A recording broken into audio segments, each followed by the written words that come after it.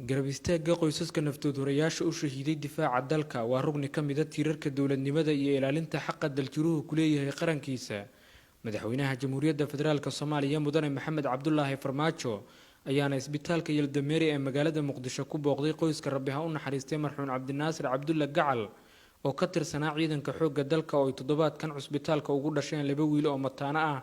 madaxweyne Farmaajo ayaa Mustafa iyo Maxamed oo ah carruurta mataanaha ah ee marxuumka u dhashay si dareen waalidnimo ka muuqday laabta u galiyay waxa uu xaaladooda caafimaadka xog wareystay dhaqaatiirta ku howlan baxnaanadooda.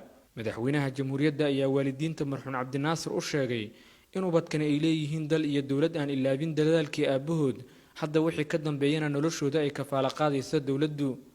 waxa caawana soo booqday madaxweynaheena dalka Maxamed Cabdullaahi Farmaajo isagoo noo soo tacsiyeeyay geeridii ku timid wiilkayga Cabdinaasir Cabdulla Gacal isagoo wax naga weydiiyay carruurta dhalashadooda caafimaadkooda wax naga weydiiyay aad iyo aad ayuu u mahadsan yahay booqashadiina soo booqday madaxweynaheena si wanaagsan ayuu u kafaala qaaday carruurta damaanadooda intii ay jiraan oo asagana uu jiro haddii Ilaahay raalli ka noqdo.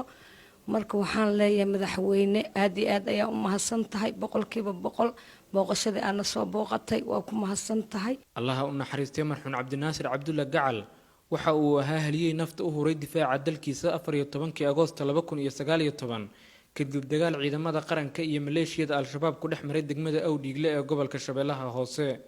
wiilkayga Cabdinaasir Cabdulla Gacal wuxuu ahaa nin wadankiisa jecel nin voluntary ku shaqeeyo oo waxaan ku leeyahay oo wadankiisa u dhintay alxamdulillaah rabbil caalamiin. madaxweynaheena si wanaagsan ayuu noola hadlay. madaxweynaha jamhuuriyadda federaalka Soomaaliya mudane Maxamed Cabdullaahi Farmaajo ayaa sidoo kale booqday bukaanada kale ee ku jira cusbitaalka waxa uu Alle u weydiiyay inuu dib ugu soo celiyo caafimaadkooda. Shucayb Maxamed Cali, warbaahinta qaranka, Muqdisho.